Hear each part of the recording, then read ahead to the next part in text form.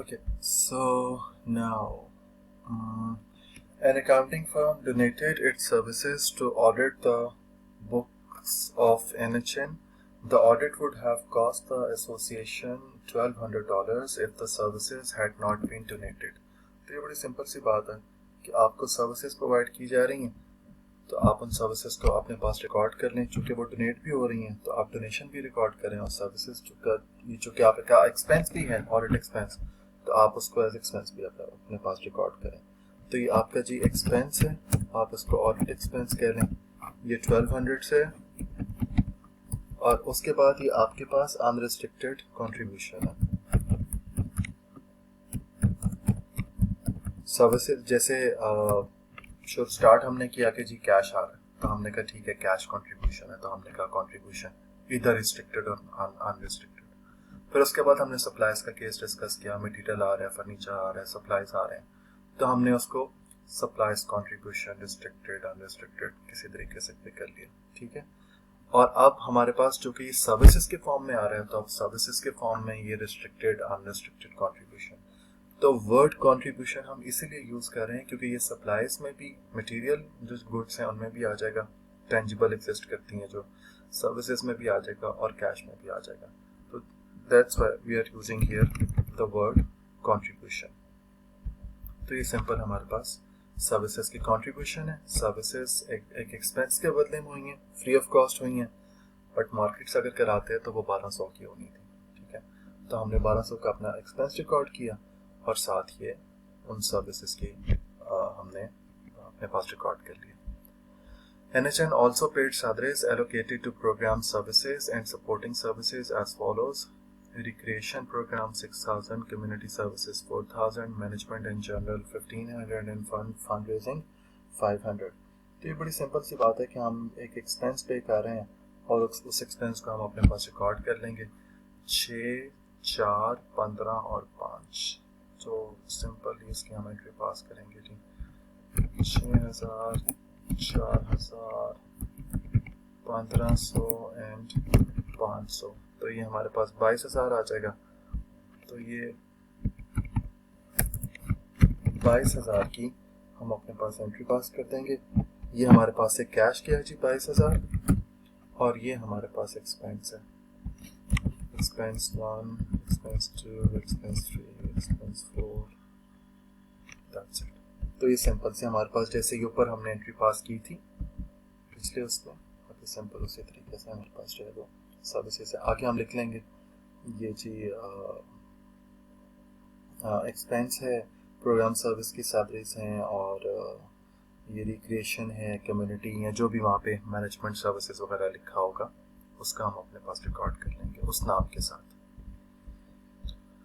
अच्छा, उसके बाद है जी equipment owned by NHN is used to travel through the neighborhood and provide park programs.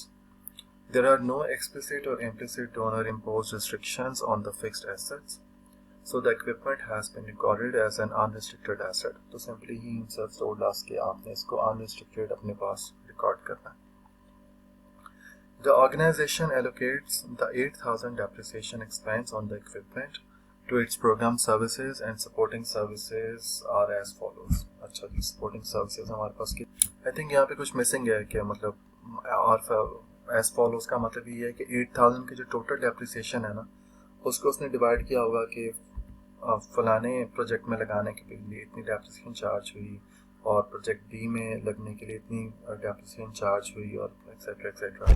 क्योंकि रिस्ट्रिक्टेड एसेट नहीं था तो ये बहुत सारी जगहों पे यूज़ हो रहा है ना, तो वो रिस्पेक्टिव सेगमेंट को जितना जितना उन्होंने चार्ज किया तो उसके, लेकिन डिटेल यहाँ पे गिवन नहीं है। समहाउ यहाँ पे होनी चाहिए थी कि किस तरह से 8,000 की डिवीजन है, तो चूँकि डिवीजन नहीं गिवन तो सिंपली हम इसको रिकॉर्ड करेंगे। जो हम एंट्री रिकॉर्ड करते हैं डेप्रिसिएशन की, हम कहेंगे जी depreciation debit, accumulated depreciation credit 8,000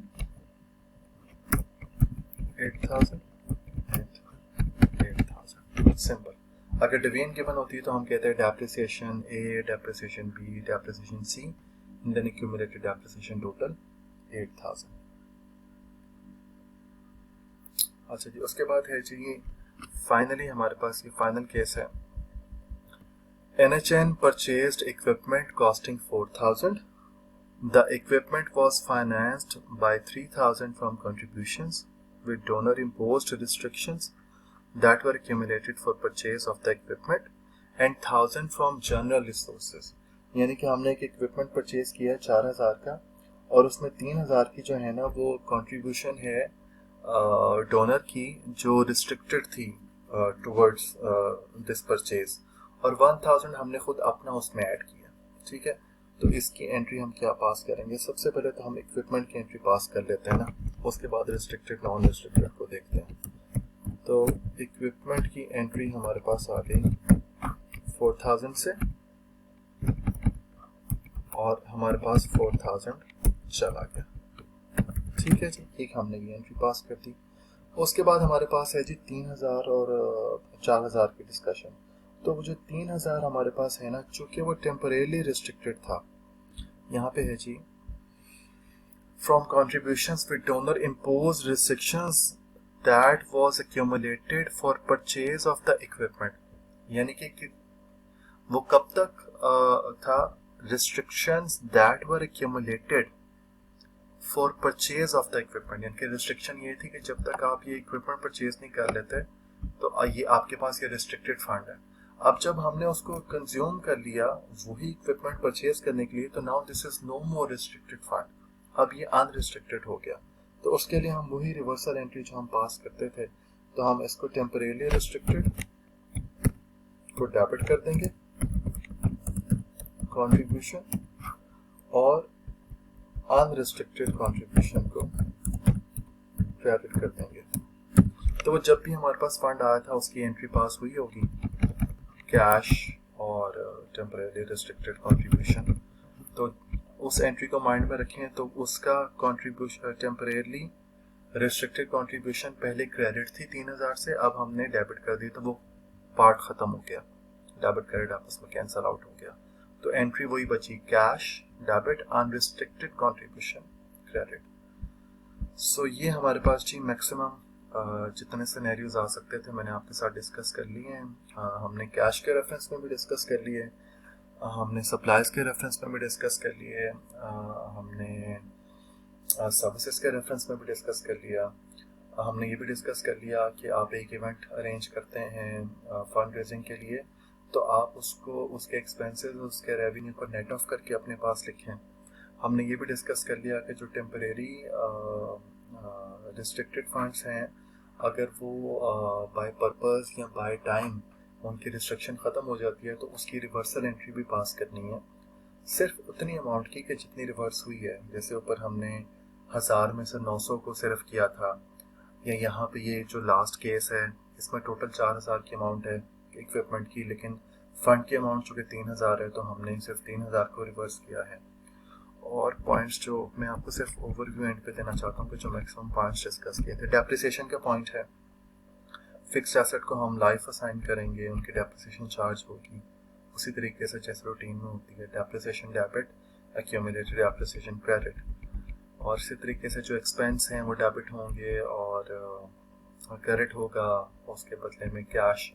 और इसी तरीके से अगर आपको कुछ गुड्स की फेयर वैल्यू नहीं मालूम तो आप उसको उनके एक्सपेंसेस के साथ जाकर वो आप सेल करते हैं, तो सेल्स पर जो अखराजात हैं उनको CGS कंसीडर करेंगे।